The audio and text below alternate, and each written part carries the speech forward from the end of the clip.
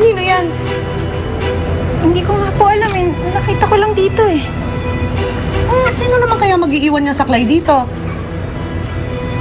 Hindi ko alam. Si tatay lang naman yung kilala ko nagsasaklay. Tsaka hindi niya naman gagawin yun. Hindi man lang sila nagpakita. Kahit si Paula, hindi ko man lang nakita.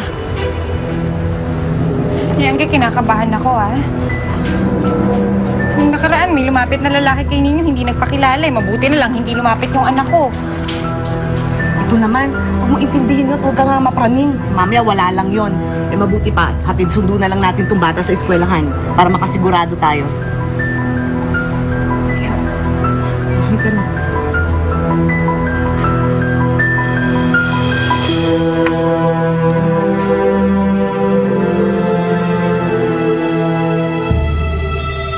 Akala ko ba, matagal mo nang gusto maka-rest back dun sa babaeng yun. Eh bakit pabigay-bigay ka pa ng saklay? Gusto ko lang makipaglaro. Tignan ko lang kung mahulaan niya. Gusto ko maturete utak na sa kakaisip sa akin. Wala na masasarap pa sa paghihigante. Pag yung pinaghihigantihan, matakot na takot. Siraulo ka pala talaga eh, no? Sinabi ko sa kanila nung ayokong bumalik sa kulungan. Pero binalik pa rin nila ako. Yan ang pinakamalaki nilang pagkakamali.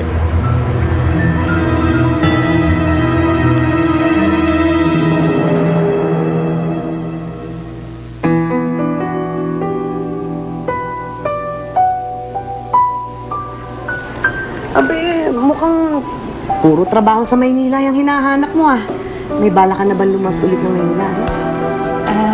Hindi pa naman po. Pero wala talaga akong makikitang trabaho dito. Baka ganun na po talaga yung mangyari. Dapat pala ako rin maghanap na ng trabaho, no? Total, hindi na rin naman ako makakabalik ka lamang, Bernie.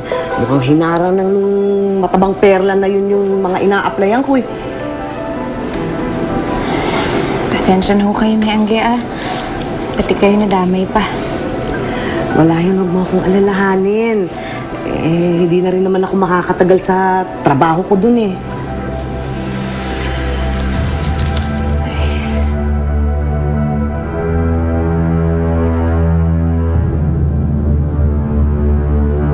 Tita, ang hinihingi ko lang naman sa'yo is for you to produce me a show. Alam mo namang napupuno ko yung Music Museum for weeks, diba? At dati, nagbe-beg ka pa sa mom ko na mag-guest ako sa provincial shows niyo. Dati yun. I produce wholesome shows, Kenneth. Iba na ang image mo ngayon.